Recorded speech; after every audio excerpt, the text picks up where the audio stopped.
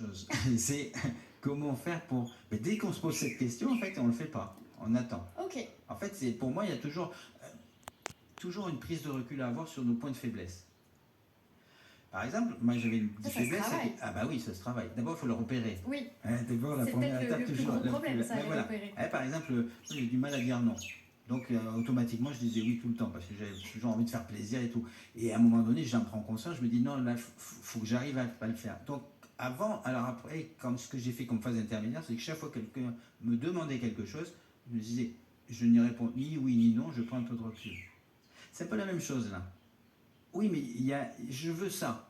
Ouais, mais il y a une part de moi qui commence à prendre un peu de place, qui dit, oh, mais attends, est-ce que tu peux vraiment le faire?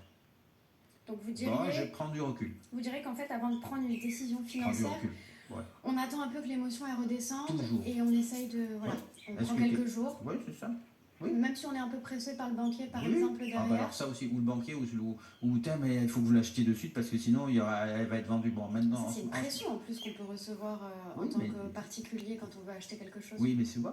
C'est pour ça qu'il y a des règles légales aussi pour qu'il y ait un délai de 7 jours sur des délais de rétractation qu'on peut avoir, même sur un crédit. On a un délai de rétractation sur des crédits, 3 jours, 7 jours, en fonction, ou 13 ou 15 jours suivant les crédits.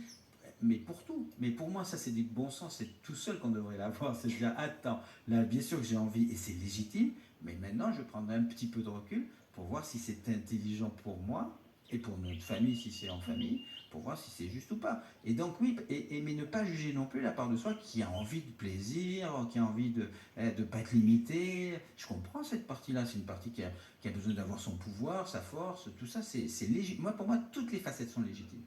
Le tout, c'est est-ce qu'on prend le temps pour aller voir sur quelle intention je fais la chose.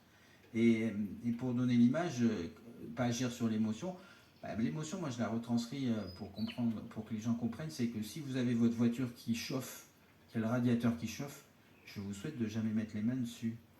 Sinon vous allez vous brûler, vous attendez que ça refroidisse. Bon là c'est la même chose, l'émotion est à fond ou forte, j'attends. Elle est là pour m'indiquer quelque chose, si le radiateur chauffe c'est qu'il y a un problème, donc oui, mais c'est pas la peine d'essayer de le régler de suite, on se met sur le bas-côté, on attend que ça refroidisse. Et souvent on fait appel à quelqu'un, si je prends l'image, pour se faire aider. Sur les gros sujets, je pense que c'est sur les sujets récurrents, c'est-à-dire si on voit que régulièrement on a le même type de situation qui se présente, de se faire aider. Okay. Et pour